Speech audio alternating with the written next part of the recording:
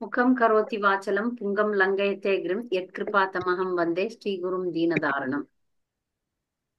कुष्यते नगरे रङ्गयात्रे दिने दिने तमहं शिरसा वन्दे राजानां कुलशेखरम्। कुम्भे पुनर्वसौ जातं केरले सोळपट्टने कौस्तुभांसं धरानीसं कुलशेखरम् आश्रये वेदवेद्ये परे पुंसे जाते दशरथात्मजे वेदप्रा चेतसा दासी சாக்ஷாத் நாராயணத்மனா அஞ்சன மாமலை பிறவியோந்தரித்தோன் வாழியே அந்நியரங்கர் மனத்தூணை அடைந்துவிந்தோன் வாழியே வஞ்சி நகரன் தன்னில் வாழ வந்தோன் வாழியே மாசி தனிர் புனர்பூசம் வந்தித்தான் வாழியே அஞ்சல என குட குடப்பாம்பில் கையிலிட்டான் வாழியே அனவர தமி ராமகதை அருளுமவன் வாழியே செஞ்சொல் மொழி நூற்றஞ்சும் செப்பினான் வாழியே சேரலர்கோன் செங்கமலத் திருவடிகள் வாழியே. குலசேகர ஆழ்வார் திருவடிகளே சரணம். ஆழ்வார்கள் திருவடிகளே சரணம். ஸ்ரீல பிரபுபாதர் திருவடிகளே சரணம். முகுந்தமால ஸ்தோத்திரம் 20வது ஸ்லோகம் ஒரு முறை வாசிச்சுட்டு மொழிபெயர்ப்பு படிச்சுட்டு விளக்கலாம்.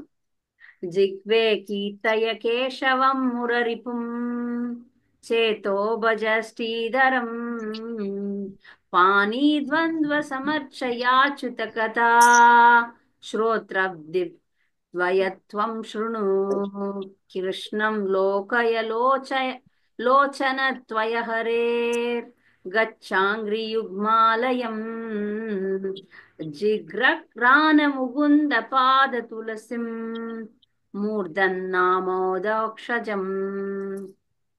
ஜிஹ்வே நாக்கே கீர்த்தய துதிக்கவும், கேசவம் பிரபு கேசவர், முரரிப்பும் முராவின் எதிரியான, சேத்த மனமே பஜ வழிபடு, ஸ்ரீதரம் செல்வத் திருமகளின் பதி கணவன், பாணி துவந்த்வ இரண்டு கரங்களே, சமர்ச்சய சேவை செய், அச்சுத கதா பிரபு அச்சுதரை பற்றிய கதைகள், ஸ்ரோத்ர துவய இரண்டு காதுகள், துவம் நீங்கள், சுருணு சற்றே கேட்கவும், கிருஷ்ணம் கிருஷ்ணரிடத்தில், லோகய பார்க்கவும், லோச்சன துவய இரண்டு கண்களே, ஹரே பிரபு ஹரியே கச்ச நோக்கி போகவும், அங்கிரி யுக்ம இரண்டு பாதங்களே, ஆலயம் வீட்டிற்கு, ஜிக்ர வாசனை, கிரான மூக்கே முகுந்த பிரபுவே பாதத்தில், துளசிம் துளசி தளங்கள், மூர்தன் தலையே, நம சிரம் தாழ்த்து,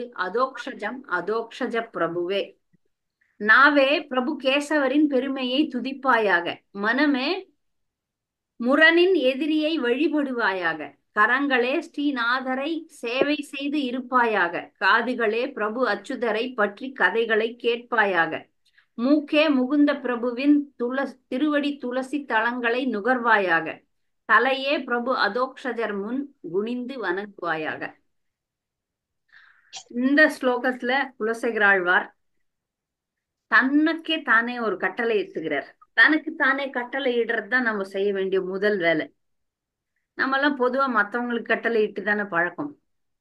ஆனா நமக்கு நாமே எப்போ கட்டளை இட ஆரம்பிச்சுக்கிறோமோ நம்முடைய புலன்களுக்கு, அப்பதான் நம்முடைய ஆன்மீக வாழ்க்கையில மாற்றம் ஏற்படும். நாம் நம்மை கட்டுப்படுத்தவில்லை என்றால், நம்முடைய புலன்களை பக்தியில் ஈடுபடுத்தவில்லை என்றால் பக்தியில முன்னேற்றம் வராது. அப்ப அந்த புலன்களுக்கு இவர் அறிவுறுத்துறார். இந்த மாதிரி நிறைய ஆழ்வார்கள், நிறைய நம்முடைய வைஷ்ணவ சம்பிரதாயத்திலையும் நிறைய வைஷ்ணவர்கள் மனத்திற்கு புலன்களுக்கு எல்லாம் கட்டுப்பாடு வைக்கிறாங்க. இது நாம முதல்ல உபதேசாமிர்தத்திலே பார்த்தோம். வாச்சோ வேகம் மனசோ குரோத வேகம் ஜீவோ வேகம் உதரோ பஸ்த வேகம் ஏதான் வேகான் யோ விஷயத்த தீர சர்வம் அபிமாம் சிஷ்யஸ்த. யாரெல்லாம் அந்த வாக்க மனச இந்திரியங்களை கட்டுப்படுத்தக்கூடிய திறன் உடையவர்களோ அவர்கள் இந்த உலகத்துல எல்லாரையும் சீடர்களாக்கக்கூடிய தகுதி படைத்தவர். தன்னுடைய புலன்களை கட்டுப்படுத்த முடியலன்னா மற்றவர்களை எப்படி கட்டுப்படுத்த முடியும்? தன்னுடைய புலன்களை முறையே கட்டுப்படுத்த வேண்டும் என்பதுதான் இங்க பாடம். இந்த பாடத்துல அவர் முதல்ல நாக்குல இருந்து ஆரம்பிக்கிறார். நாக்குல இருந்துதான் சேவைய ஆரம்பிக்குது இல்லையா? ஜிஹ்வாதோன்னு நம்ம எங்க படிச்சோம் மாதாஜிக்கு தெரியும். சாந்தி ரூபினி மாதாஜி ஞாபகம் இருக்கா அந்த ஸ்லோகம்? ஆமா. சிக்வாதே இது கேசவம் இல்ல இல்ல அது இல்ல அது புண்டரீகம் இல்ல இந்த ஸ்லோகம் இல்ல. சேதோவஜ அவங்க உடனே இந்த ஸ்ரீதரம் பாட்டு பாட பா ஆரம்பிச்சுட்டாங்க. மாதாஜி இது இல்ல இது இல்ல. நான் சொல்றது ஆ, இந்த நாக்குல இருந்து ஆஹ் எல்லா சேவையும் ஆரம்பிக்குது. உங்களுக்கு தெரியும், நீங்க தான் எனக்கு சொல்லி கொடுத்தீங்க அந்த ஸ்லோகத்தை. அப்படியா மாதாஜி? జిహ్వా ஞாபகம் వేగం வரலையே. அப்ப ముదరోபస్థ டக்குன்னு இல்ல వేగం இல்ல இல்ல அதான். இல்ல இல்ல அது இல்ல மாதாஜி. மேம். ஓகே. ஒரு அழகான ஸ்லோகம் டக்குன்னு மறந்து போச்சு. நான் வரும்போது சொல்றேன். யாருக்கு ஞாபகம் ம், இருக்குன்னு புருஷாமிர்தம். பார்க்கலாம். இது புருஷாமிர்தம். ஓஹோ பக்தி ஓகே. ரசாமிர்த ஸ்லோகம். பக்தி ரசாமிர்த சிந்து. ஜிக்வாதவ் அப்படின்னு வரும். ஜிக்வாதவ். நாக்குல இருந்து தான் சேவைகள் ஆரம்பிக்குது. எங்க இருந்து ஆரம்பிக்குது? நாக்குல இருந்து தான் ஆரம்பிக்குது. நாக்குல இருந்து எப்படி சேவைன்னா ரெண்டே வேலை தான் நாக்குக்கு. ஒண்ணு பிரசாதம் சாப்பிடணும், கிருஷ்ணரை பாடணும். நம்ம வாயை திறந்தா ம், கிருஷ்ணரை தவிர்த்து வேற எதையும் பாடக்கூடாது, வேற எதையும் பேசவும் கூடாது. வேற எதனா பேசணும்னா வம்பு தான் வருது பாருங்க, இல்லையா? வேற எது நம்ம பேசணும்னாலும் வம்பு தான் வரும். நான் எல்லாரையும் மியூட் பண்றேன், தயவுசெய்து தப்பா நினைச்சுக்காதீங்க. நீங்க பேசுனீங்கன்னா ரெக்கார்டிங் சரியா ஆவறது இல்ல. அதற்கு தான் நான் எல்லாரையுமே நான் மியூட்ல போடுறேன். நீங்க பேசும்போது ஆன் பண்ணிட்டு பேசிக்கலாம். நாக்குல இருந்து தான் சேவை ஆரம்பிக்குது. அந்த நாக்கை நம்ம கட்டுப்படுத்தலன்னு வச்சுக்கோங்களேன், அது நம்ம கட்டுப்படுத்திடும்.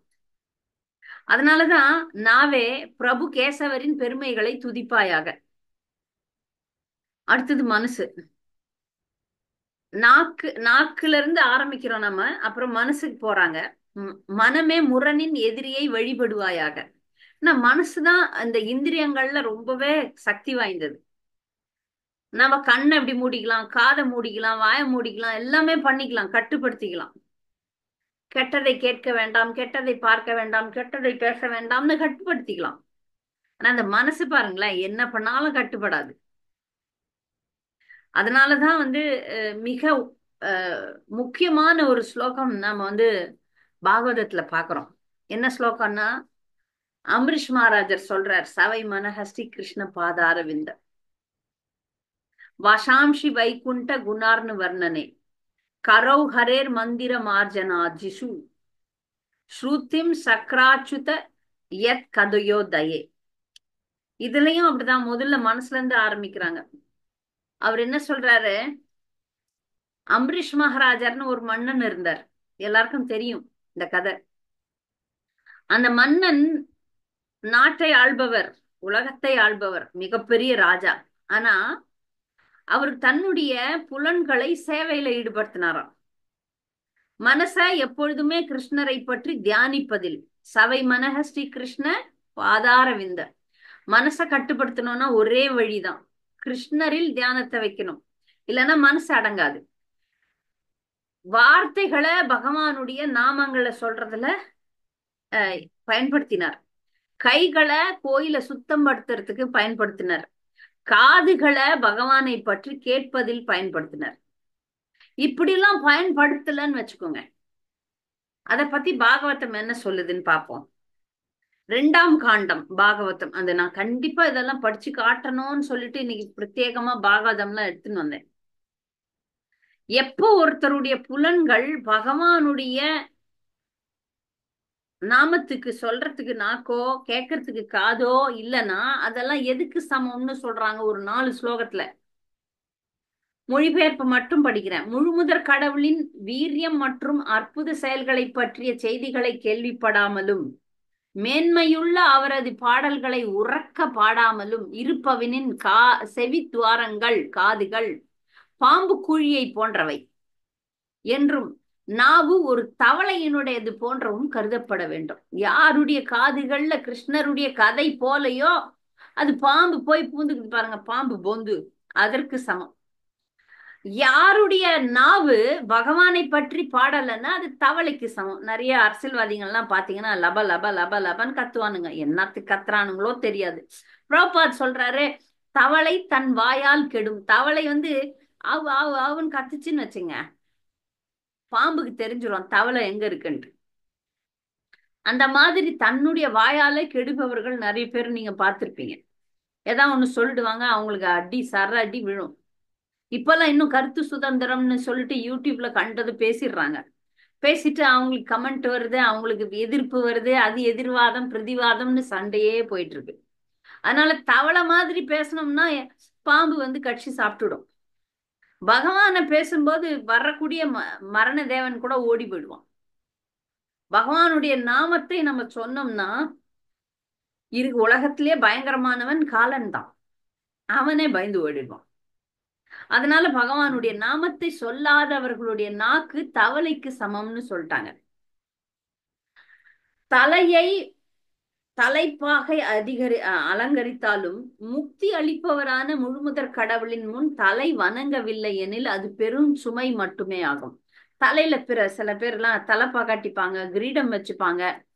அவங்க எல்லாம் போய் கிருஷ்ணர் முன்னாடி விழுந்து வணங்கலன்னு வச்சுக்கோங்க, அது ஒரு பாரம் ஆயிடும்.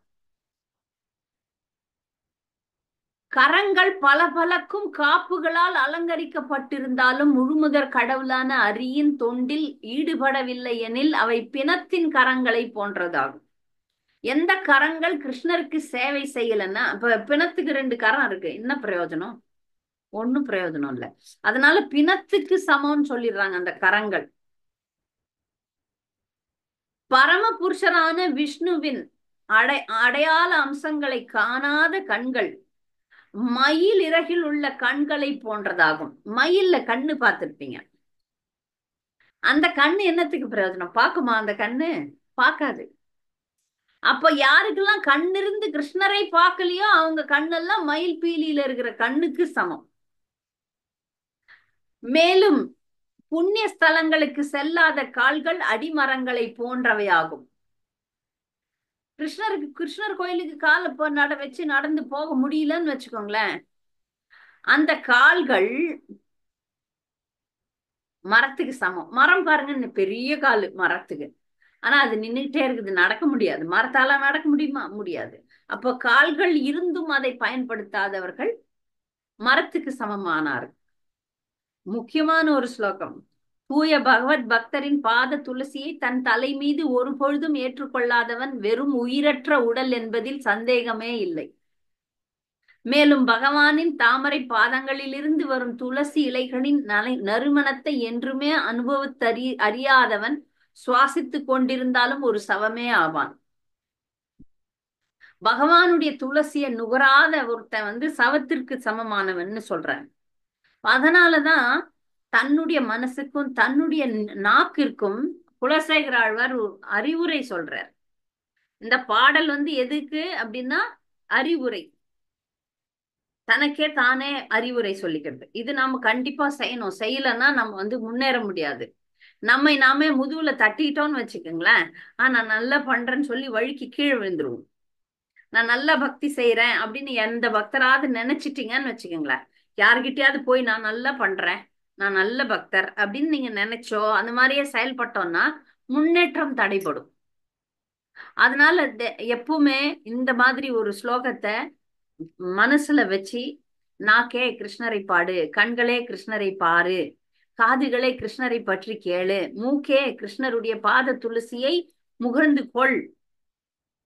அவர் முன்னாடி தலை எதுக்கு இருக்கு? பகவான் முன்னாடி போய் விழுந்து வணங்குவதற்கு இருக்கிறது. தலையே பகவானை வணங்கி விடு அப்படின்னு சொல்றார். இந்த மாதிரி நிறைய அறிவுரைகள் வைஷ்ணவர்கள் தங்களுடைய மனங்களுக்கு முதல்ல சொல்றாங்க. தங்களுடைய மனங்களுக்கு அவங்க வந்து அறிவுரை சொல்லிக்கிறாங்க. ஒரே ஒரு பாடல் மட்டும் எனக்கு ரொம்ப பிடிச்சிருந்துச்சு, பக்தர்களுக்கு கண்டிப்பா சொல்லணும் அத அப்படின்றதுக்காக எழுதி வச்சிருக்கேன். எழுதி உங்களுக்கும் அனுப்பலான்ட்டு ஒரு ஆசை. எல்லாருக்கும் தெரிஞ்சிருக்கலாம், யாரெல்லாம் ஸ்ரீ சம்பிரதாயத்தோட சம்பந்தம் கொடுத்துருக்கிறீங்களோ அவங்களுக்கு எல்லாம் தெரியும். நான் இங்க காமிக்கிறேன், அதை நீங்க படிச்சுக்கலாம். மொழிபெயர்ப்போட இருக்கு, திறந்து வச்சிருக்கேன். உயர் அற உயர் நலம் உடையவன் எவன் அவன், மயர்வரு மாதிநலம் அருளினன் எவன் அவன், அயர்வு அரும் அமரர்கள் அதிபதி எவன் அவன். ஒரே நிமிஷம். ஓ கிருஷ்ணா.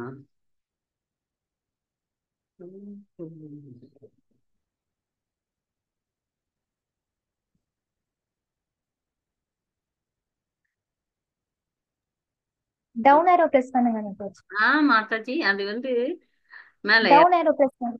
டவுன் ஏரோ பிரஸ் பண்ணீங்கன்னா வரும். இல்லாட்டி என்னம்மா அததான் பண்றேம்மா. வந்துருச்சு. ஆ அயர் வரும் அமரர்கள் அதிபதியவனவன் துயரறு சுடரடி தொழுது எழு என் மனமே அப்படின்னு சொல்லிட்டு நம்மாழ்வார் பாடுறார். மனசுக்கு சொல்றார், என் மனமே, தேவர்கள் முதலிய மற்றோருடைய மேன்மைகள் முழுவதும் இல்லை என்று கூறலாம்படி மேன்மேலும் உயர்ந்து கொண்டே செல்கின்ற நற்குணங்களை உடையவன் எவனோ. தேவர்கள்லாம் மேல, தேவர்களுக்கெல்லாம் தேவன் அவன் மேல எதுவுமே இல்லை, அவருக்கு மேல எதுவும் கிடையாது. அதனால்தான் உயர்வு அற உயர்நலம் உடையவன், அவனுக்கு மேல எதுவுமே கிடையாது, யாரும் கிடையாது, எதுவும் கிடையாது, யாரும் கிடையாது. அப்படிப்பட்டவனை சரணடைய வேண்டும். மயர்வு அற மதிநலம் அருளினன் எவனவன், பக்தியின் நிலையை அடைந்த அறிவை தந்தான். நமக்கு அறிவெல்லாம் கொடுத்திருக்கிறான் பக்தி செய்யறதுக்கான அறிவை. அந்த அறிவை தந்தவன் எவனோ அவன் மறதி என்பது சிறிதும் இல்லா நித்திய சூரிகளுக்கு தலைவன். நித்தியமா முக்தி பெற்ற பக்தர்கள்லாம் ஆன்மீக உலகத்துல இருக்கிறாங்க. அவங்களுக்கு நித்திய சூரிகள் அவங்கதான், அவங்களுக்கு தலைவன். அந்த நித்திய சூரிகளின் தலைவன் எவனோ அவனுடைய எல்லா துன்பங்களையும் நீக்குகின்ற ஒளி பொருந்திய திருவடிகளை தொழுது பிறவி பெருங்கடலில் இன்று கரையேறுவாய். ஏன்னா பிறவி பெருங்கடலை கரையேறுவதற்கு கிருஷ்ணரை தவிர வேற யாரும் முடியாது. அதுக்குதான் இங்க வந்து தெளிவாவே சொல்லியிருக்கிறார். உயர்வு அற உயர்நலம் உடையவன் எவனவன், மயர்வு அற மதிநலம் அருளினன் எவனவன், அயர்வு அரும் அமரர்கள் அதிபதி எவனவன், துயர் அரு சுடரொடி தொழுது எழு என் மனமே. மனநேன்னா மனமே அப்படின்னு அர்த்தம். அதனால மனசுக்கு இங்க ஆழ்வார் சொல்றார். மனசுக்கு என்ன சொல்றாரு ஆழ்வார்? யார் இருக்கிறதுலே உயர்ந்தவரோ, அதுக்கு மேல யாரும் உயர்ந்தவர்களோ இல்லாதவன் யார் வந்து நமக்கு அறிவை கொடுத்திருக்கிறான், பக்திக்கான அறிவை கொடுத்திருக்கிறான். அமரர்கள்னா இங்க நித்திய சூரிகள், எப்பொழுதும் விடுதலை பெற்ற பக்தர்களுக்கான தலைவன் யாரோ அவனை தொழுது, ஏன்னா அவன் தான் எல்லா துன்பங்களையும் நீக்கி நமக்கு முக்தி அளிக்கக்கூடியவன். அவனை நீ வணங்குவாயாக மனசுக்கு கட்டளை இடுறார். நமக்கு சொல்ல, நம்ம எல்லாம் மத்தவங்களுக்கு சொல்லி சொல்லி தானே பழக்கமாயிப்போச்சே. மத்தவங்களுக்கு சொல்லல, அவர் தனக்கே சொல்லுகிறார் ஆழ்வார்.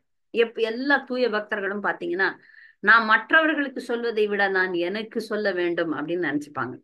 அதே போலதான் இங்க குலசேகர ஆழ்வாரும் தன்னுடைய மனசுக்கு, தன்னுடைய நாக்கிற்கு, தன்னுடைய காதுகளுக்கு, தன்னுடைய மூக்கிற்கு, எல்லா புலன்களுக்கும் வந்து அவர் சொல்றார். அதனால இங்க வந்து இந்த இந்த ஸ்லோகத்துல நாம வந்து கட்டுப்படுத்த வேண்டியது புலன்களை. முதல் பாடம், பக்தியினுடைய முதல் பாடம் வந்து கட்டுப்பாட்டு விதிகள். நம்ம மனசையும் புலன்களையும் கட்டுப்படுத்தாம பக்தி செய்யறேன்னு சொன்னா முடியாது. இது ரெண்டுத்துக்கும் ஒத்தே போகாது. சில யோகா சென்டர்லாம் நீங்க போனீங்கன்னா, நீங்க எது வேணா பண்ணலாம், இங்க வந்து யோகாவும் பண்ணலாம் அப்படின்னு சொல்லுவாங்க. அதுல முன்னேற்றமே காண முடியாது. எது வேணா செய்யலாம், நீங்க மருந்து சாப்பிடலாம் அப்படின்னா நோய் எப்படி குணமாகும்? ஒரு சக்கர வியாதிக்காரன் வந்து சக்கரை நல்லா சாப்பிட்டுக்கிட்டு அந்த பக்கம் மருந்தும் போட்டுக்கிட்டு இருந்தாங்கன்னா நோய் எப்படி குணமாகும்? குணமே ஆகாது. அது போல கட்டுப்பாட்டு விதிகளை, அதாவது நம்முடைய புலன்களை நாம் கட்டுப்படுத்தாமல் பக்தி செய்யறோம் அப்படின்னு சொன்னோம்னா ஆன்மீக வாழ்க்கையில முன்னேற்றமே இருக்காது. எப்படி இருக்கும்? ஏற முடியாது. முன்னேற்றம் இருக்காது. அதனாலதான் இங்க வந்து ஆழ்வார், குலசேகர ஆழ்வார் மத்தவங்களுக்கு சொல்றதை விட நான் எனக்கே சொல்லிக்கிறேன். அதனால ஒவ்வொரு புலன்களுக்கும் வந்து நாம வந்து கட்டுப்பாட்டு விதிகளை வைக்க வேண்டும். இந்த கட்டுப்பாடு என்பது மனிதனுக்கு மட்டும்தான், மிருகங்களுக்கு எல்லாம் கிடையாது. மிருகங்கள்லாம் வந்து ஆட்டு வச்ச மாதிரி ஆடுங்க. மிருக வாழ்க்கை வரைக்கும் வந்து ஒரு சுதந்திரம் கிடையாது. மிருகங்கள்லாம் பாத்தீங்கன்னா ஒரே மாதிரி தான். இப்ப பசு என்னைக்காவது போயிட்டு நான் இன்னைக்கு ஹோட்டல்ல போய் நான்வெஜ் சாப்பிட்றேன்னு சொல்லுமா? சொல்லாது. அதுக்கு விதி வந்து புல்லு தான் சாப்பிடும், அது புல்லதான் சாப்பிடும். அதே போல ஒரு சிங்கம் இன்னைக்கு நான் ஒரு சேஞ்சுக்கு வெஜிடேரியன் ஹோட்டல் போறேன்னு சொல்லாது. அது என்ன சாப்பிடுமோ அதுதான் சாப்பிடும். இந்த மிருகங்களை பொறுத்த வரைக்கும் அது எப்படி அதை படைத்தானோ அப்படியே அதுங்க போயிட்டு இருக்கு. ஆனா மனிதனுக்கு தனி சுதந்திரம் உண்டு. அதனால்தான் புலன் கட்டுப்பாடு. மனிதனுக்கு தனி சுதந்திரம் உண்டு. அதனால நம்ம புலன் கட்டுப்பாட்டுல இருக்கணும். அதுல மிக மிக முக்கியமானது மனசு. எல்லா பாடல்கள்லயும் நீங்க பாருங்க, எல்லாத்துலயும் மனம் மனம் மனம் தான் பேசப்பட்டிருக்கு. மனதை தான் முதல்ல கட்டுப்படுத்தணும். மனதுதான் இந்த புலன்களுடைய கடிவாளம். மனசை கட்டுப்படுத்திட்டோம்னா கண்ணு அங்க போகாது. மனசை கட்டுப்படுத்திட்டோம்னா காது கண்டதை கேட்காது. மனசை கட்டுப்படுத்தணும்னா வாய் கண்டதை பேசாது. அதனால மனக்கட்டுப்பாட்டுக்கு தான் முதலிடம் கொடுக்கிறார்கள். அதுல நீங்க பகவத்கீதையில முக்கியமான ஸ்லோகம் எது அப்படின்னு யார கேட்டீங்கன்னாலும் 18வது அத்தியாயத்துல இருக்கிற சர்வதர்மான் பரித்யஜ்ய மாமேகம் சரணம் ரஜ தான் சொல்லுவாங்க. ஆனா அதுக்கு மேல ஒரு முக்கியமான ஸ்லோகம் எதுன்னா கிருஷ்ணர் 2 முறை சொல்லியிருக்கிறார். 2 முறை ஒரு விஷயத்த சொன்னாங்கன்னா அதுக்கு வெயிட்டேஜ் அதிகம்னு அர்த்தம். அதுக்கு கனம் அதிகம். ஒரே ஒரு விஷயத்த 2 முறை 3 முறை 4 முறை சொன்னா என்ன அர்த்தம்? அதை கடைபிடிக்கணும்னு அர்த்தம். அது முக்கியமான அறிவுரைன்னு அர்த்தம். கிருஷ்ணர் 2 முறை சொல்லிடுறாரு. மன்மனா அபவ மத் பக்தோ மத்யாஜி மாம் நமஸ்குரு மாம் ஏ வைஷசி சத்தியம் தே பிரதிஜானே பிரயோசிமே அப்படின்னு சொல்லிட்டு 18வது அத்தியாயத்துல சொல்றார். 9வது அத்தியாயம் பகவத்கீதை கடைசி ஸ்லோகம் 9:34. அதுலயும் மன்மனாபவ மத் பக்தோ, அதுதான் பகவத்கீதையில நடு ஸ்லோகம். 700 ஸ்லோகங்களுக்குள்ள நடுவுல இருக்கிற ஸ்லோகம் எதுன்னு பாத்தீங்கன்னா மன்மனாபவ மத் பக்தம். அப்ப மனதை எண்ணில் வை, மனதை எண்ணில் வை, அவ்வளவுதான் சொல்றார். இது மனம் என்பது ரொம்ப முக்கியமான ஒரு புலன். 6வது புலன். 5 புலன்கள் இருக்கா நமக்கு. அதுல மனது என்பது 6வது புலன். இதை கட்டுப்படுத்தும் கலையை தான் நம்ம கத்துக்கிறோம். ஏன்னா எல்லாரும் நாமும் சொல்ல ஆரம்பிச்சிட்டோம். ஆனா மனச அதுல வைக்கலையே. மனசை என்னைக்கு சரியா வைக்கிறோமோ அன்னைக்கு நமக்கு ஜெயம். அது வரைக்கும் ஜெயம் கிடையாது. அதனாலதான் மனதை கட்டுப்படுத்துவதில் நாம் மிக மிக மிக கவனமாக இருக்க வேண்டும். மன கட்டுப்பாடு இல்லை என்றால் ஆன்மீக வாழ்க்கையில் முன்னேற்றம் கிடையாது. மனதை கொண்டு மற்ற புலன்களை நாம் கட்டுப்படுத்த வேண்டும். அதுதான் இங்க ஆழ்வார் தனக்கே சொல்லுகிறார். தனக்கே சொல்றார். நாக்கே கிருஷ்ணரை பாடு, மனமே கிருஷ்ணரை நினை, கண்களே கிருஷ்ணரை பார், தலையே கிருஷ்ணருக்காக வணங்கு அப்படின்னு சொல்றார்.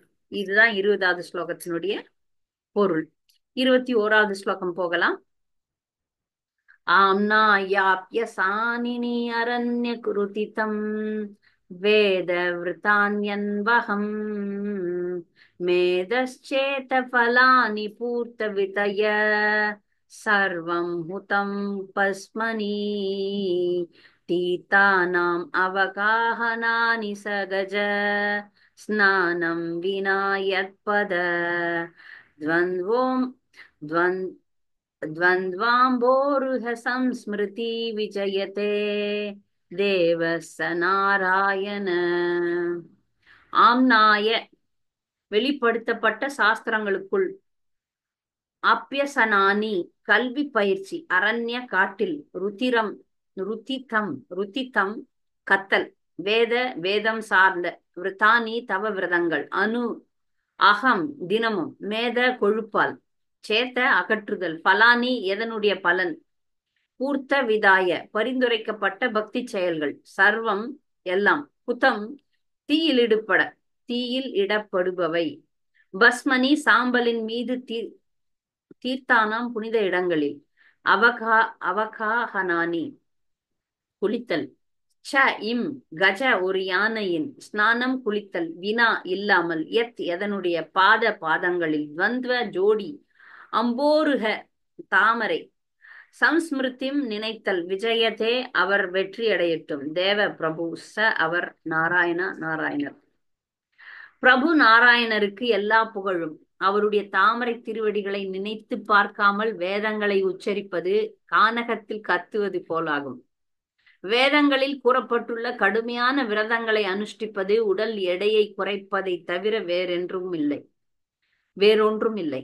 சாம்பலில் நெய் ஊற்றுவது போன்ற உரிய பக்தி செயல்களை புரிவது, புண்ணிய தலங்களில் நீராடுவது யானையின் குளியலை விட கீழானது. இது ரொம்ப அழகா கர்ம காண்டத்துக்கும் பக்தி யோகத்துக்கும் உள்ள வித்தியாசத்தை அழகா சொல்றாருங்க. நாமெல்லாம் நிறைய காலகட்டத்துல வந்து அஹ் பக் கர்ம காண்டத்தை பக்தின்னு நினைச்சுக்கிட்டோம். கர்ம காண்டம்னா என்னன்னு சொல்றேன், அது புரிஞ்சுட்டு நம்ம அப்புறம் பக்திக்கு வரலாம். கர்ம காண்டம் அப்படின்றது வந்து வேதங்கள்ல சில இடங்கள்ல, பல இடங்கள்ல பொதுவாவே வேதங்கள் எதுக்கு இருக்குன்னா, ஒரு மனிதன் மிருகத்தை விட மாறுபடணும்னா கடவுளை வணங்கணும். அதற்கான இந்த உலகத்துல இப்ப நமக்கு வந்து பொதுவா எல்லா மக்களுக்கும் வந்து வசதியான வாழ்க்கை, நல்ல கல்வி, ஆஹ் நல்ல கணவன் மனைவி, குடும்பம், குழந்தை, வீடு, இந்த மாதிரி விஷயங்கள்லாம் தேவைப்படுது, இல்லைன்னு சொல்லல. அந்த தேவை ஏற்படும் போது நம்மை விட மிகப்பெரியவனாகிய கடவுளிடம் கேட்போம் அப்படின்றதுதான் இது. அது வரைக்கும் மிருகம் என்னைக்காவது போய் எனக்கு சாப்பாடு கொடு கிருஷ்ணா, எனக்கு வீடு வேணும், எனக்கு வாழ்க்கை வேணும்னு எதுவுமே கேட்காது. மிருகத்துக்கு அந்த அறிவே கிடையாது. அதனால மிருக வாழ்க்கையை மாதிரி இருக்கிற மனிதன்ல அவன் கொஞ்சம் மனிதனா மாறும்போது வந்து உயர்ந்த கடவுளிடம் கேட்க ஆரம்பிப்பான். அதுதான் வந்து கர்ம காண்டம் வேதங்கள்ல பரிந்துரைக்கப்படுகிறது. நீங்க பகவத்கீதை படிச்சீங்கன்னா அதுல கிருஷ்ணர் அர்ஜுனனுக்கு சொல்லுவார், வேதங்களின் மலர் சொற்களிலிருந்து வெளியே வா அர்ஜுனா அப்படின்னு சொல்லுவார். நான் வேதங்கள் கர்ம காண்டம்னு ஒரு விஷயத்த பரிந்துரைக்கிறது. யாருக்காவது அழகான மனைவி வேணுமா, அவங்க வந்து பார்வதிய சிவனை வணங்குவாங்க. யாருக்காவது பணம் நிறைய வேணுமா, லக்ஷ்மியை குபேரனை வணங்குறாங்க. யாருக்காவது ஆரோக்கியம் வேணுமா, சூரிய தேவனை வணங்குறாங்க. இப்படிலாம் பூஜைகள் வந்து வழிபாட்டு முறைகள். வழிபாட்டு முறைகள்லாம் வேதங்கள்ல பரிந்துரைக்கப்பட்டிருக்கிறது. இதுக்கு பேர் கர்ம காண்டம். இதுல ஏதாவது நம்ம தப்பு தவறு விட்டோம்னா எதிர்வினையும் வரும். ஒரு மந்திரத்துல அச்சு புச்சு ஏதோ ஒரு புச்சு வச்சு இப்ப தப்ப விட்டுட்டோம்னா அது எதிர்வினையை கொடுக்கும். இது நம்ம பாகவதத்துல பார்த்தோம். இந்திரன் வந்து இந்திரன் இல்ல, இந்திரனுடைய எதிரி இந்திரனை கொல்வதற்காக ஒரு யஜ்யம் நடத்துறான். அந்த யஜ்யத்துல மந்திரத்தை தப்பா உச்சரிச்சிடறான். இந்திரனால் இந்திரனை கொல்வதற்கு ஒரு ஒரு அசுரன் வரணும் அப்படின்னு யஜ்யம் பண்றான். ஆனால் அந்த யஜ்யத்தினுடைய அந்த சமஸ்கிருத வார்த்தைகள்ல தவறா உச்சரித்ததுனால இந்திரனால் கொல்லப்படக்கூடிய ஒரு ஒரு அசுரன் வந்துடுறான். இது நம்ம பார்த்திருக்கிறோம். விருத்ராசுரன் ஒரு அசுரன், அவன் சொன்னதுக்கு எதிர்மறையா வந்துருச்சு. அதனால இந்த கர்ம காண்டங்கள்ல இருக்கிற பிரச்சனை என்னன்னா, இது பௌதிக வாழ்க்கையை வசதியா வாழறதுக்காக செய்யக்கூடிய விஷயங்கள்ல ரொம்ப சர்வ ஜாக்கிரதையா இருக்கணும். அதுல எசகு பிசகணும்னா எசகு பிசகா நமக்கு பலன் கிடைக்கும். அதுக்கு பேர் தான் கர்ம காண்டம். கர்ம காண்டத்துல எது செஞ்சாலும் சிறப்பா ஒழுங்கா செய்யணும், தவறுகள் இல்லாம செய்யணும். அதனால இவர் சொல்றாரு, பகவானுடைய தாமரை திருவடிகளை நினைக்காம மந்திரம் பா பா பான் மந்திரம் உச்சரிக்கிறதுல எதனா பலன் உண்டா? பலன் உண்டான பௌதிக பலன் உண்டுதான். அவங்களுக்கு தட்சணை நிறைய கிடைக்கும். ஓ, நல்ல மந்திரம் ஓதுறார் இந்த புரோகிதர் அப்படின்னு சொல்லிட்டு தட்சணை கிடைக்கும். அதே போல தவ விரதங்கள் இருக்கிறாங்க. எதுக்கு தவம் விரதம் இருக்கிறோம்? ஏகாதசி விரதம் பக்தர்கள் இருப்பதற்கான காரணம், மிக முக்கியமான காரணம், அன்னைக்கு சமைக்க வேண்டிய தேவையில்லை. அன்று முழுவதும் அதிகமாக பகவானை நினைக்கலாம். அதற்காக தான், பகவானை திருப்திப்படுத்தலாம் அப்படின்றதுக்காக தான். ஆனா வேற ஒரு ஒரு சில பேர்லாம் வந்து என்ன பண்ணுவாங்க, தவம் விரதங்கள்லாம் இருக்கிறது உடல் எடையை குறைப்பதற்கு அப்படின்னு போடுறாருங்க. உடல் எடையை குறைப்பதற்கே தவிர பகவானை திருப்திப்படுத்துவதற்காக கிடையாது.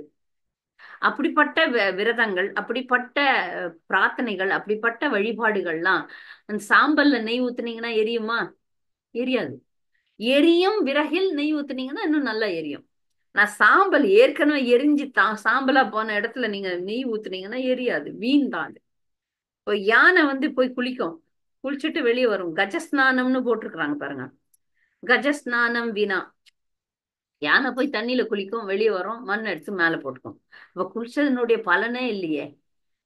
அதே போலதான் யாரெல்லாம் வந்து புண்ணிய ஸ்தலங்கள்ல போய் நீராடுறாங்க, இந்த மாதிரி கர்மகாண்ட விஷயங்கள்லாம் செய்யறாங்க, கிருஷ்ணரை திருப்திப்படுத்துறதுக்கு இல்லாம காரியங்களை அவங்க செய்யறாங்கன்னா அதெல்லாம் வீண் தான் அப்படின்னு சொல்றாரு. அதனால பிரபு ஹரியை இப்ப நம்ம பிரார்த்தனை பண்றதுக்கு பெரிய விரதங்கள்லாம் தேவையில்லை, கடுமையான தவங்கள்லாம் தேவையே கிடையாது. அவரை எல்லா எல்லாத்துக்கும் மேலானவர், அவர் எங்கும் இருப்பவர்னு நம்ம புரிந்து கொண்டு அவரை நேசிக்க ஆரம்பிச்சாலே போதும். அதனால யாருமே கடுமையான தவத்தை கலியுகத்துல பரிந்துரைக்கிறதே கிடையாது. தூய்மையான இதயம் தான் தேவை. கடுமையான தவம் தேவையில்லை, தூய்மையான இதயம் தேவை.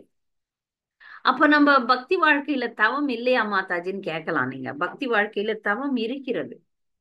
நாம் விரும்பி மேற்கொள்கிறோம். காலையில விரைவா எழுந்துகிறோம், ஏன்னா கிருஷ்ணரை திருப்திப்படுத்த. ஏன்னா எனக்கு நிறைய நேரம் கிடைக்கும் அவனை நினைப்பதற்கு. அதனால வாழ்க்கையை ஒரு பக்தன் சரியாக அமைத்துக் கொள்கிறான். சீக்கிரமா தூங்குறான், சீக்கிரமா எழுந்துகிறான், அளவோட சாப்பிடுறான், தேவையான அளவு சாப்பிடுறான், தேவைக்கு அதிகமா எதையும் எடுத்துக்கொள்வதில்லை. ஏன்னா மையப்புள்ளி கிருஷ்ணர். மையப்புள்ளி கிருஷ்ணர் என்னும் போது அவர்கள் அந்த ஒரு சட்ட திட்டங்கள், அது பெரிய கடுமையான திட்டம்லாம் கிடையாது. போய் யாராவது இமயமலையில போய் உங்களை ஒத்த காலில் நின்று தவம் செய்ய சொன்னாங்கன்னா இல்லை. ஆனா ஏன்னா அந்த தவம் செய்பவரின் உள்நோக்கம் வேற. தவம் செய்வோரின் உள்நோக்கம் கிருஷ்ணரை திருப்திப்படுத்துறது தான் அப்படின்னா அந்த தவத்தை நம்ம எங்க இருந்தாலும் செய்யலாம். அங்க தவம் செய்பவர்களின் உள்நோக்கம் இந்த உலகத்துல எனக்கு பறக்கிற சக்தி வேணும், எனக்கு எல்லா பொருளையும் அனுபவிக்கிற சக்தி வேண்டும், சொர்க்கலோகத்துல போய் அப்சரர்களோட ஆட வேண்டிய சக்தி வேணும். இப்படிதான் அந்த தவத்தினுடைய உள்நோக்கம் இது. தவத்தினுடைய உள்நோக்கம் கிருஷ்ணரை திருப்திப்படுத்துறதுன்னா இது கூட தேவையில்லைன்னு சொல்றாங்க. இதெல்லாம் தேவையே இல்லை. தூய்மையான மனசோட பத்திரம் புஷ்பம் பலம் தோயம் யோமே பக்தியா பிரயச்சதி தத்தகம் பக்தி உபாத்திரம் அஸ்னாமி பிரயதாத்மன. அப்ப தவம் பண்ண தேவையில்ல, நீ சின்ன சின்னதா எனக்கு ஏதாவது செய் அப்படின்னு சொல்றாரு கிருஷ்ணர். எளிமையான மனசை வச்சுக்கோ. மன தூய்மையை தான் நிறைய கேட்கிறார். மனம் சுத்தமா இருக்கிறத தான் கிருஷ்ணர் கேட்கிறார். பெருசு பெருசா நான் மலையை தூக்கிடுறேன். நான் மலையை தூக்கினார் அனுமான். அவர் தூய்மையான மனதை உடையவர்ன்றதுனால அவருக்கு வேண்டிய சக்தியை பகவான் கொடுத்தார். அவருக்கு ரொம்ப தூய்மையான இதயம். அனுமானுக்கு மிக தூய்மையான இதயம், அதனால அந்த சக்தியை கொடுத்தார். நானே மலையை தூக்குறேன்னா அது முடியாது. அப்படி தூக்க முயற்சி பண்ணவங்க எல்லாம் தோத்துதான் போயிடுவாங்க. தன்னுடைய சுயநலத்துக்காக தூக்குறாங்கன்னா அது அவர்களுக்கே அழிவாக முடிந்துவிடும். ஒரு முறை ஒரு அசுரன், எல்லாருக்கும் தெரியும் அந்த பஸ்மாசுரனை பற்றி. அந்த பஸ்மாசுரன் கடுந்தவம் இருந்தான். சிவபெருமானை நோக்கி கடுந்தவம் இருக்கிறான். சிவபெருமானுக்கு தெரியும் இவன் அசுரன், இவங்கிட்ட போனா வம்பு வரும், அதனால போக வேண்டாம்னு இருக்கிறார். அவன் முதல்ல கையை வெட்டி அந்த யஜ்யத்துல போட்டுறான், நெருப்புல போடுறான். என் கையே உனக்கு கொடுத்துட்றேன். ஒண்ணு ஒன்னா வெட்டி வெட்டி போடுறான், சதையை வெட்டி போடுறான். அப்புறம் சிவபெருமான் வரவே இல்லை. நான் என் கழுத்து வெட்டி போட்டுறான்னு கழுத்தை வெட்டு போகும்போது சிவபெருமானுக்கு பாவமா போயிடுது. நம்ம வந்துதான் ஆகணும் அப்படின்ட்டு வந்துடுறாரு. என்ன வேணும்னு கேக்குறாரு. எதுக்கா கழுத்து வெட்டிக்கிற? வேண்டாம்பா, நான் வந்துட்டேன், என்ன வேணும்? அப்ப பஸ்மாசுரன் சொல்றான், நான் யார் தலை மேல கை வச்சாலும் அவங்க எரியணும். இதுக்கா இவ்வளவு கஷ்டப்பட்டு தவம் இருந்த? இவ்வளவு கஷ்டப்பட்டு தவம் இருக்கிறது என்ன? இது உனக்கும் நல்லது இல்ல, வேற யாருக்கும் நல்லது இல்ல. யார் தலை மேல நீ கை வச்சு அவங்க எரிஞ்சிட்டாங்கன்னா அது உனக்கு நல்லது கிடையாது, யாருக்கும் நல்லது கிடையாது. யாரையாவது நீ சாகடிக்கிறன்னா அது உனக்கு நல்லதா? சொல்றாரு சிவபெருமான், எனக்கு அதான் வேணும், இல்லைன்னா திருப்பி நான் கழுத்தை வெட்டிக்கிறேன்னு சொல்றாரு. சரி தத்தாஸ்துன்னு சொல்லிடுறாரு சிவபெருமான். சொன்ன உடனே மறு நிமிஷம் நீங்க கொடுத்த வரம் நடக்குமா இல்லையா, நான் உங்க தலை மேல கை வைக்கிறேன் அப்படின்னு சொல்றாரு. சிவபெருமான் பயப்படல, பகவானிடம் முறையிடுகிறார். இந்த மாதிரி ஒரு அசுரன் இருக்கிறான், என்ன செய்யலாம் அப்படின்ட்டு. இரண்டு விதமா அந்த கதையை சொல்லுவாங்க. ஒண்ணு மோகினியா வருவார் பகவான். இன்னொரு இடத்துல பகவான் ஒரு பிரம்மச்சாரியா சிவபெருமானெல்லாம் நீ நம்புறியா? இந்த வரமே செல்லாது, நீ ஒன்னா உன் தலையில கை வச்சு பாரு, ஒன்னும் ஆகாதுன்னு சொல்லுவார். அப்படியான அவரே கையில கை வைக்கிறார், அவரே எரிஞ்சு பஸ்மம் ஆயிடுது பஸ்மாசுரன். இந்த தவம் இவ்வளவு கஷ்டப்பட்டு தவம் எங்கெல்லாம் பாக்குறோம்? இரண்யகசிபு பண்றான். உடம்புல ஒண்ணுமே இல்லை, சத எல்லாம் எறும்பு சாப்பிட்டுடுச்சு. வெறும் எலும்புதான், அந்த எலும்புல உயிர் ஓடிக்கொண்டிருக்கிறது. ஆனா அவ்வளவு பெரிய தவம் இருந்த எவ்வளோ கிருஷ்ணருடைய அன்பை அடைஞ்சிருக்கலாம் இல்லையா? இவ்வளவு பெரிய தவம் இருந்தது எதுக்குன்னா, இந்த உலகத்தை ஆள வேண்டும், சாகா வரம் வேண்டும். இந்த உலகத்துல சாகா வரம்னா இல்லை, நீண்ட ஆயுள் இருக்கு. சாகா வரம்னு இல்ல. பிரம்மாவே சொல்றாரு, நானே செத்து போக போறேன், நான் எப்படி உனக்கு சாகா வரம் தர்றது? இந்த உலகமே அழிய போகுது, எப்படி உனக்கு சாகாம இருக்க முடியும் கேக்குறாரு. அவனுக்கு புரியல. இல்ல, நான் ரொம்ப அறிவாளி. இரணிகசிபன் நினைக்கிறான், நான் ரொம்ப அறிவாளி, அதனால வானத்திலயும் இல்ல, பூமியிலும் இல்ல, வீட்லயும் இல்ல, வெளியவும் இல்ல, மிருகத்தாலையும் இல்ல, மனிதனாலும் இல்ல, எந்த ஒரு அஸ்திர சஸ்திரங்களால கிடையாது, நோயால கிடையாது, அப்படி சொல்லிட்டு அடிக்கினே போறான். ரொம்ப அறிவாளின்னு நினைச்சு. ஆனா அதெல்லாம் மீறி ஒரு அறிவாளி இருக்கிறார்ல, வந்து ஒரு நொடியில அவனுடைய மரணத்தை அவனுக்கு கொடுக்கிறார். இந்த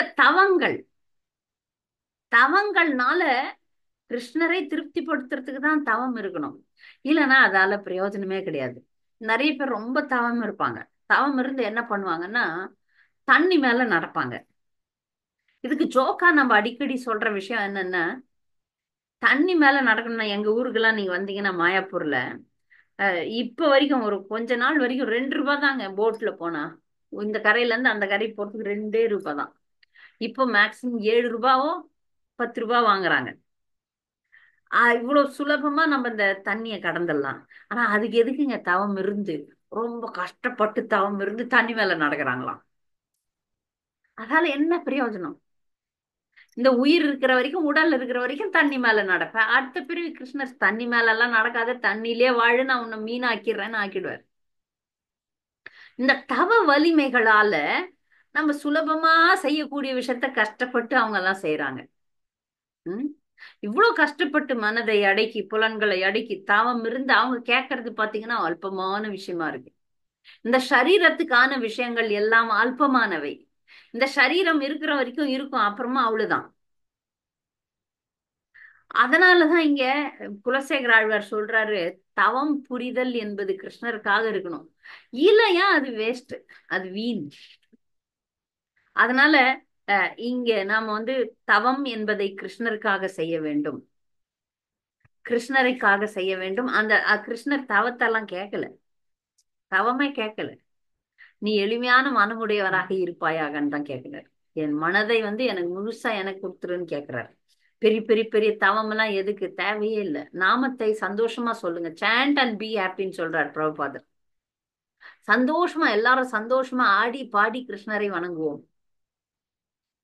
பகவானுடைய நாமத்தை சொல்லி பக்தர்களோட கூடி கூடி செஞ்சு சங்கீர்த்தனம் செய்து அவரை திருப்திப்படுத்துவோம்.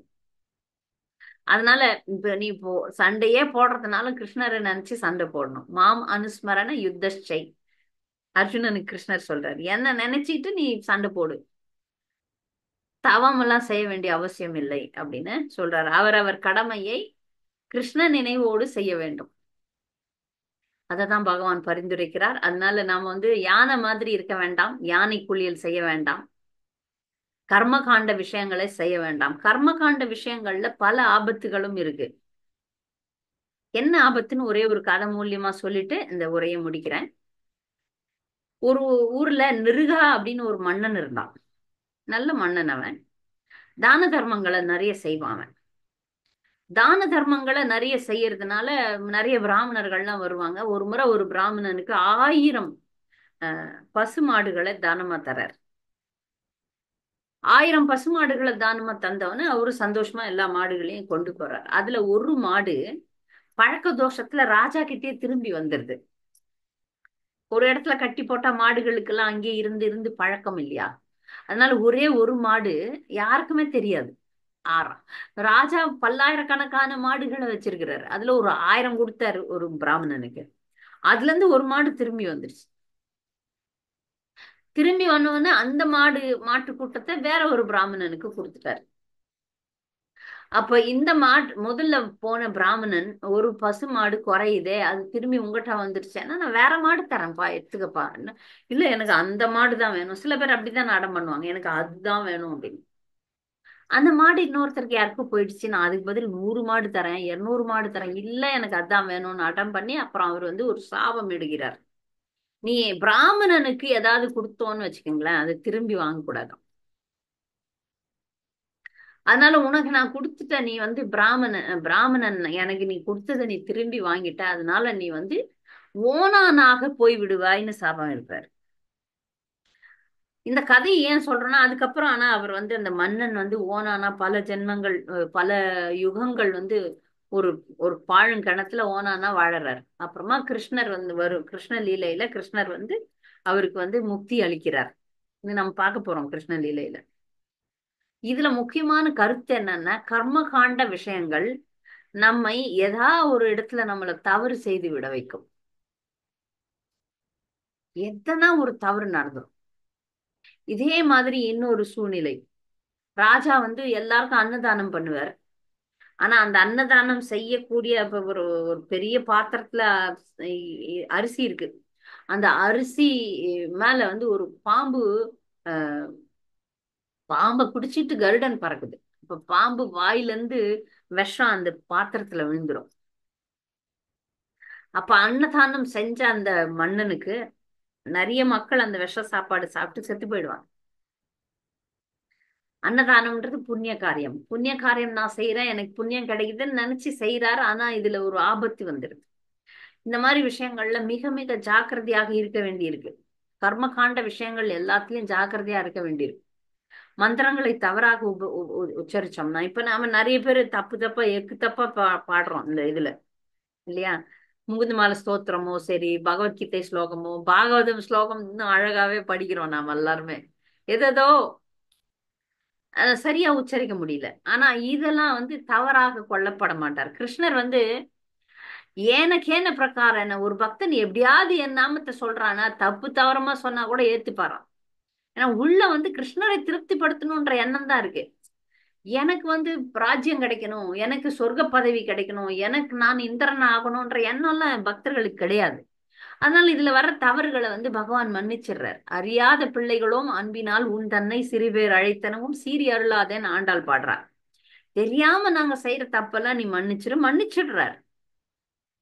கிருஷ்ணர் மன்னிக்கிறார். இதுல முக்கியமான விஷயம், நம்ம நல்லா பாடணும்ன்றது கத்துட்டு ஒழுங்கா பாடணும். ஏன்னா கிருஷ்ணருக்கு அப்புறம் தலைவலிக்குமா நம்ம தப்பு தவறமா பாடினோம்னா. அவரு என்னடா அது அப்படின்னு யோசிப்பாராம். அதனால நம்ம வந்து சரி, நமக்கு எந்த ஸ்லோகம்லாம் வரல பரவாயில்ல, நமக்கு எளிமையான முறையில ஹரே கிருஷ்ண ஹரே கிருஷ்ண கிருஷ்ண கிருஷ்ண ஹரே ஹரே, ஹரே ராம ராம ராம ஹரே ஹரே, இது சொல்லி கொடுத்துருக்காங்க. இது எல்லாருக்கும் சுலபம்.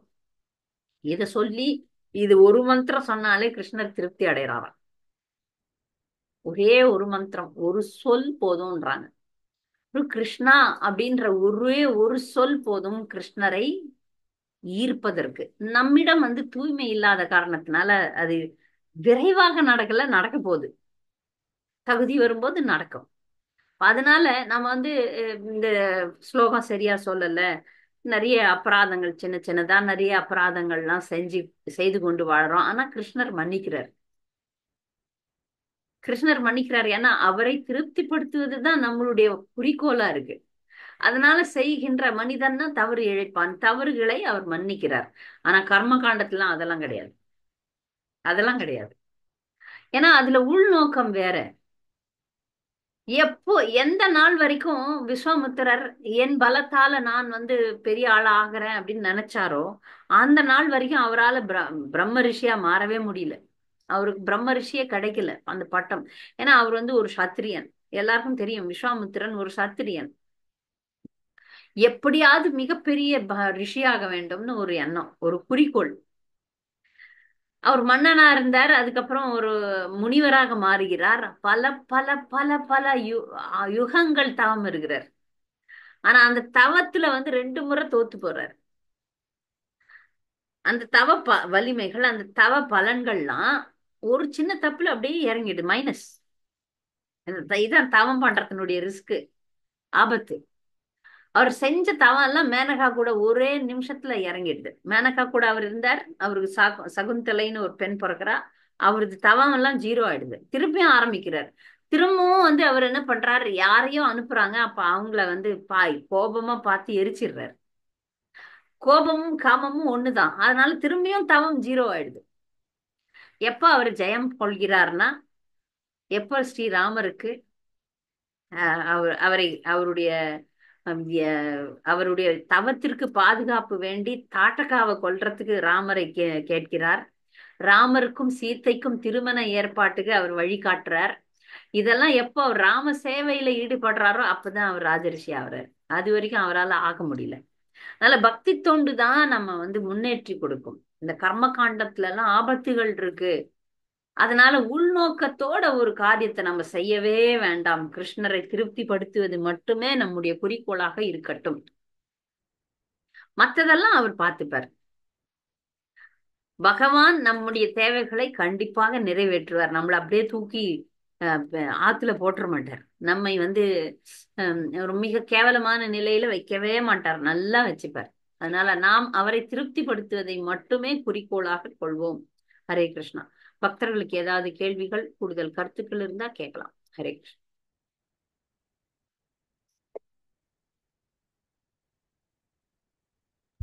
ஹரே கிருஷ்ண மாதாஜி. அந்த குலசேகர ஆழ்வார் பாடிய பாடல் மட்டும் இன்னொரு டைம் அந்த 4 லைன் கடைசி லைன் மட்டும் எழுதல மாதாஜி. நான் அது மட்டும் போடுங்க மாதாஜி. உயர் வர உயர் நலம். சரி சரி சரி, அது நான் கொடுத்தேன். ஒரே நிமிஷம் போடுங்க மாதாஜி, நான் எழுதிக்கிறேன். 3 லைன் எழுதிட்டேன், 1 லைன் தான் எழுதல, கடைசி லைன். ரொம்ப நல்லா இருக்கும் மாதாஜி. இதான் போட்டுறேன் பாருங்க. தெரியுதா? தெரியுது மாதாஜி. உயர் வர வரல மாதாஜி. பண்ணுங்க உயர் வர உயர் நலம் உடைய ஒரு தடவை அப்படியே பாடுங்க மாதாஜி. உயர் வர உயர் நலம் உடையவன் எவனவன், மயர் வர மதி நலம் அருளினன் எவனவன், அயர் வரும் அமரர்கள் அதிபதி எவனவன், துயரறு சுடரொடி தொழுது எழு என் மனனே. தேங்க்யூ மாதாஜி. ரொம்ப சந்தோஷம் மாதாஜி. ஹரே கிருஷ்ணா. அதே ரொம்ப அருமையா பாடுறீங்க மாதாஜி. ரொம்ப ஹரே கிருஷ்ணா மாதாஜி. ஹரே கிருஷ்ணா மாதாஜி. நான் சொல்ல கேக்குறதா? நான் பேச கேக்குறதா? கேக்குறதா? அந்த நான் மனசுல நினைச்சிருந்தேன். அத நீங்க இன்னைக்கு அதுக்கு விட நீங்களே சொல்லிட்டேன். அதான் நம்ம குரு கிட்ட போனோம்னா நம்ம என்ன நினைச்சுக்கிறோமோ அதுக்கு ஆன்சர் நம்ம அவங்களுக்கு நம்ம சொல்லலைன்னா கூட அங்க இருந்து நமக்கு வந்துரும்னு சொல்லுவாங்க. அந்த மாதிரி இன்னைக்கு நினைச்சுட்டேன். இந்த மாதிரி எதிர்மறையான பலன் கிடைக்கும் இந்த ஸ்லோகம் சொல்லும் போது தப்பிதா இருந்ததுன்னா அப்படின்னா. ஆனா இதை வேண்டிட்டு அதை வேண்டிட்டு கர்மகாண்ட மாதிரி செஞ்சாதான் நம்மளுக்கு அந்த மாதிரி பலன். இதை நம்ம அன்பா சொல்றோம், ஏதோ கோணாமானா சொன்னா கூட அவர் சின்ன மழையிலன்னா அவர் ஒத்துக்க மாட்டாரா? அந்த மாதிரி நீங்க சொன்ன உடனே எனக்கு இப்ப நல்ல திருப்தி ஆயிடுது. சரி, எப்படியோ சொல்லக்கூடாதுதான், நல்லதான் பண்ணணும், நல்லதான் சொல்லணும். ஆனா 1 2 தப்பிதான் இருந்தாலும் அவர் நம்மள மன்னிச்சிருவோன்னு சொன்னேன் இல்லையா? அது நான் நினைச்சதை நீங்க சொன்னேன். அதுதான் எனக்கு ரொம்ப அதுல நல்லது நல்லது மாதாஜி. அப்படிதான் உண்மை. கிருஷ்ணரை பாவகிரக ஜனார்தனன் சொல்றாங்க. பாவகிரக ஜனார்தனன்னா நம்ம உள்நோக்கத்தை பத்தி அவருக்கு தெரியும். நம்ம கிருஷ்ணனுக்காக தானே அதெல்லாம் பாடுறோமே. இப்ப இந்த மாதாஜி உயர் வர உயர் நலம், ஒரு நல்ல பாசுரம் கிடைச்சானே ஆர்வமா போய் படிக்கிறோம். இன்னொரு பாசுரம் சொல்லித்தரணும்ட்டு ஆசை எனக்கு. அடுத்த வாரம் நான் சொல்லித்தரேன். அது சரணாகதி. சரணாகதி அது ஒரு நாளைக்கு ஒரு முறையாவது சொல்லிடணும் அப்படின்னு சொல்லிட்டு மனப்பாடம் பண்ணிட்டேன் நானு. ரொம்ப அருமையான ஒரு ஸ்லோகம். அதை நான் உங்களுக்கு அப்புறமா அடுத்த வாரம் சொல்லித்தரேன். அந்த மாதிரி ஒரு ஆர்வத்துல நம்ம சொல்றோம். அதுல இருக்கிற தவறுகளை கண்டிப்பா மன்னிப்பார். ஏன்னா நம்முடைய குறிக்கோள் அவரை திருப்திப்படுத்துறது, வேற எதுவும் கிடையாது. அதனால அதுல அந்த மனசை பத்தி ரொம்ப நல்லா இருக்கு. மனசுனாலதானே நம்மளே அழிஞ்சு போறோம். மத்ததுல அது சொல்றதையே கேக்குறோம், வேற ஒண்ணும் இல்ல. நம்ம சொல்றத கேக்குற மாதிரி வச்சுக்கணும்னா அவ்வளவு ஒரு வைராக்கியத்தோடு நம்ம ஈடுபடணும். டெய்லி மனமே செய்யாதே, அது பொறியா போகாதே அப்படின்னு அதை நம்ம இழுத்து இழுத்து இழுத்து இழுத்து கொண்டு வரணும். அது எப்படியோ தெரியல எனக்கு. நம்ம முயற்சி பண்ணுவோம். நீங்க பயப்படாதீங்க, முயற்சி பண்ணுவோம். கிருஷ்ணர் அப்புறம் நம்மளுக்கு பாஸ் போட்டுருவாரு. நாம எல்லாரும் கிருஷ்ணர் பாஸ் போட்டுருவாரு. நல்லா இருந்தது. வசந்தி மாமி ஏதோ கேட்க வந்தீங்க. வசந்தி மாமி. ஹரே கிருஷ்ணா மாதாஜி. குலசேகர ஆழ்வார் தமிழ்ல தானே எழுதினார் எல்லாத்தையும். ஆனா இங்க சான்ஸ்கிரிட் ஸ்லோகம்ல வருது, அது அவரே எழுதினதா? இல்ல, ரெண்டுமே. அவர் தமிழும் சமஸ்கிருதமும் ரெண்டும் எழுதினார். ஓ. அவர் தமிழ்லயும் எழுதினாரு. அந்த திருப்பதிக்கு அந்த செடியாய் வல்வினைகள் தீர்க்கும் திருமாலைன்னு ஒரு பாசுரம் வரும், அந்த திருப்பதி பெருமாளுக்காக, அது அவரு தான் எழுதினாரு. இது சமஸ்கிருதம். இதுவும் அவரே தான் சமஸ்கிருதம் பண்டிட்டுமா? ஆமா, ரெண்டுமே ரெண்டுமே சமஸ்கிருதமும் அவரு தமிழும். அவர் ஆக்சுவலா அவர் கேரளா தான். ஆனா ம், தமிழ் தமிழ் அப்பெல்லாம் தமிழா தான் இருந்திருக்கும்னு நினைக்கிறேன் கேரளா. ம். அது மாதிரி போச்சா இல்ல அது ஒரு தனி மொழியான்னு தெரியல. அந்த கேரளா பக்கம் தான் அவர் இருந்தார், குலசேகர ஆழ்வார். அவர் ரெண்டுமே தெரியும். அப்புறம் பகவத்கீதையில ஒரு ஸ்லோகம் வரும்ல மாதாஜி, பகவத்கீதையில இக்கரோஷி எதசாம்சி எஜுகோஷி ததாசியது தபசேஷ கௌந்தையா சம்பூர்ணம் அதர்ப்பணம். நம்ம எந்த செஞ்சாலும் அவருக்கு அர்ப்பணம் பண்ணிட்டோம், சரியாயிடும். ஹரே கிருஷ்ணா. ஹரே கிருஷ்ணா. சரியா. வேற ஏதாவது தேங்க்யூ. கேள்வி?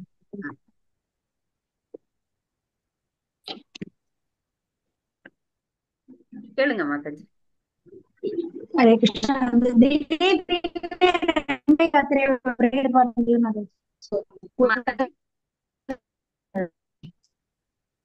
தினே தினே ரங்க யாத்திரை அது அனுப்பணுமா? ஆமா மாதாஜி, அது நான் போன போன வாரம் கூட வாரமே எல்லாரும் கேட்டாங்க. பார்த்தேன், மறந்துட்டேன். நான் இந்த வாரம் அனுப்பிடுறேன். சரி. சரி மாதாஜி. அப்புறம் அந்த இது சொன்னீங்கல்ல மாதாஜி, சேவோன் முகிஜி, அந்த ஸ்லோகமான்னு பாருங்க, இதான் பாருங்க, அதுதான் பக்தி மாதாஜி. ரசம். நீங்க தான் மாதாஜி சேவோன் முகி ஜிக்வாது. சாரதா சரி. மாதாஜி கண்டுபிடிச்சிட்டாங்க பாருங்க. நீங்க தான் எனக்கு சொல்லி கொடுத்தீங்க அந்த ஸ்லோகத்தை. சேவன் சொல்லுங்க. மாதவ் கிருஷ்ணானுசீலனம் பக்தி ருச்சிரம் சேவான் ஓ பக்தி மாதவ் தான். அதான் பக்தி ரசாமிர்த சிந்துல சேவை என்பது நாக்குல இருந்து ஆரம்பிக்குது அப்படின்ற ஸ்லோகம். ஹரே கிருஷ்ணா. நன்றி நன்றி. ஸ்ரீலக்ஷ்மி மாதாஜி. மாதாஜி குலசேகர ஆழ்வாரோட இது தமிழ் பாட்டு வந்து, செடியாய வல்வினைகள் தீர்க்கும் பெருமானே நெடியானே வேங்கடவா நியாய வல்வினைகள் தீர்க்கும் திருமாலே நெடியானே நெடியானே வேங்கடவா உன் கோவிலின் வாசல் அடியாரும் வானவரும் மரம்பெயரும் கிடத்தியெங்கும் படியாய் கிடந்து உன் பவழவாய் காண்பேனே. அந்த பாட்டு தானே மாதாஜி? அதேதான். இது ரொம்ப பிரபல்யமான ஒரு பாட்டு. அதனால ஆமா மாதாஜி. நான் அந்த எப்போ படியில போய் அதாவது பிறப்பேனா அப்படிங்கிறாரு குலசேகர ஆழ்வார். அது அந்த பாடல் முழுக்கும் நான் திருப்பதியில ஆமா இருக்கும் குளத்துல மீனா பரப்பேனோ ஆமா ஒரு இதா சொல்லி கடைசியில படியா 10 பாட்டு இருக்கு மாதாஜி, 10 10 பாட்டு இருக்கு. வேற யாராவதுக்கு ஏதாவது கேள்விகள் உண்டா? சரி. ஹரே கிருஷ்ணா மாதாஜி. இந்த 10 பாட்டு 4வது திரவதத்துல இருக்காங்க மாதாஜி, பிரபந்தம் புக்ஸ்ல 4000 திவ்ய பிரபந்தத்துல இருக்கு. இருக்குமில்ல மாதாஜி? சரிங்க மாதாஜி, ஓகே மாதாஜி. இது குலசேகர ஆழ்வார் பாடினதுதான். ஆனா அதுல 4000 திவ்ய பிரபந்தத்துல வருது. தேங்க்யூ மாதாஜி. ஹரே கிருஷ்ணா. தண்டோத்புரா மாதாஜி. தேங்க்யூ மாதாஜி. நம்ம தமிழர்கள்ன்றதுனால அப்பப்ப நம்ம சில பாசுரங்களை நம்ம ரசிக்கலாம். ஏன்னா நமக்கு பாசுரங்களை பிரத்யேகமா கற்றுக்கொள்வதற்கு நேரம் இல்லைன்றதுதான் உண்மை. ஏன்னா தினமும் நம்ம 2 மணி நேரம் ஹரே கிருஷ்ணா மாமந்திரம் சொல்றோம். அது ஸ்ரீ சம்பிரதாயத்தினருக்கு அது கட்டாயம். நமக்கு கட்டாயம் இல்லை. ஆனால் நம்ம விரும்பி ஏதாவது 1-2 பாசுரம், இந்த மாதிரி முக்கியமான பாசுரங்களை விரும்பி கற்றுக்கொள்ளலாம். அதே மாதிரி மாதாஜி பெரியாழ்வார் கிருஷ்ணரை குளிப்பாட்டுறதுக்கு கூப்பிடுற அந்த இவர் அந்த பாட்டெல்லாம் எவ்வளவு ரொம்ப நல்லா இருக்கு மாதாஜி. அது அந்த பாட்டை பாடுற குளிப்பாட்டுறத கூப்பிடுறது அவ்வளவு ஒரு அழகு. யசோதை நீராட்ட குளிப்பாட்டுறாரு, அவர் காப்பிட கூப்பிடுறாரு. நேரம் இருக்கும் பக்தர்கள் அதெல்லாம் படிக்கலாம். தவறு ஒன்றும் இல்லை. நம்ம சம்பிரதாயத்துல இல்ல, நீங்க எல்லாம் படிக்கலாம். தவறு கிடையாது. ஒருத்தர் சொல்லி கொடுக்குறாங்க, அது ஒருத்தர் சொல்லி கொடுக்குறாரு, ரொம்ப நல்லா இருக்கு. அந்த சம்பிரதாயத்துக்கு ஒரு நாளைக்கு ஒன்னு பாசனம் சொல்லி கொடுக்குறாங்க. அங்க கட்டாயம் நமக்கு நமக்குன்னு ஒரு தனி பேக்கேஜ பிரபுபாதர் கொடுத்திருக்கிறார். அதை நம்ம செய்வோம்ன்றதுனால நம்ம நேரம் கிடைக்கும் போது அதையும் கத்துக்கலாம். தவறு ஒண்ணும் இல்லை.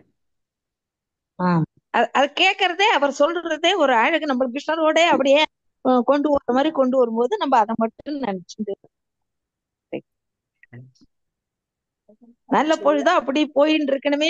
டெய்லி அதான் வேண்டிக்கிறேன், எந்த நோடனே பகவானே இன்னைக்கு முழுக்க உன்னோடதே பேசி உன்னோடதே செய்யணுமே அப்படின்னு. நம்மளுக்கு இப்ப கிளாஸ் எல்லாம் இருக்கா சனி ஞாயிறு, அதுக்கப்புறம் மத்தது பாகவதெல்லாம் அப்படி போயின்னு இருக்கு.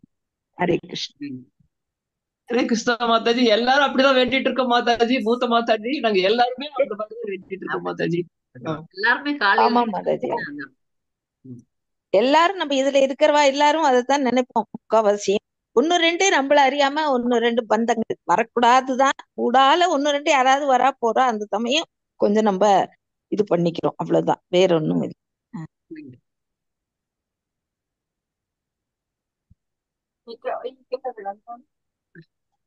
ஏதோ கேக்குறாங்க ஒரு பக்தர். மாதாஜி, சந்திரிகா மாதாஜி. ஹரே கிருஷ்ணா மாதாஜி, பிரணாம் சார். வாடினேன் வாடி வருந்தினேன் மனத்தால் இடும்பையில் பிறந்து, அதற்கு ஃபுல்லா சொல்லுங்க மாதாஜி. வாடினேன் வாடி மனத்தால் பெருந்துயர் இடும்பையில் பிறந்து, கூடினேன் கூடி இளையவர் தம்மோடு அவர் தரும் கலவியை கருதி, ஓடினேன் ஓடி உய்வதோர் பொருளால் உணர்வெனும் பெரும்பதம் தெரிந்து, நாடினேன் நாடி நான் கண்டு கொண்டேன் நாராயணா என்றும் நாம்.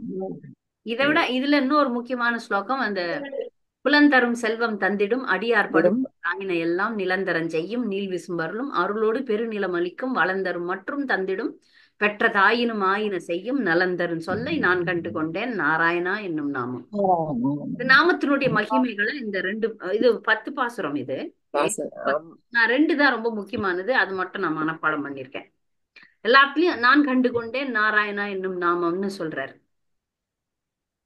இதுல முக்கியமா என்ன விஷயம்னா, இந்த உலகத்துல நல்லது கெட்டது என்னென்னவோ நம்மள தொல்லை பண்ணுது.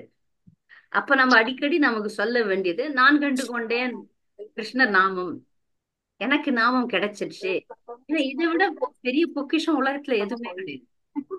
அது கிடைச்சதுக்கு அப்புறம் மத்ததுக்கெல்லாம் எதுக்கு ஆசைப்படணும்? அதனால நம்முடைய கவனம் இந்த நாமத்திலே இருக்கிறதுக்கு பாத்துக்கணும். இது அனுப்பிச்சு வைங்க மாதாஜி. ஹரே கிருஷ்ணா. கொஞ்சம் ஆமா ஆமா மாதாஜி, நல்லா இருக்கு. ஹரே கிருஷ்ணா மாதாஜி.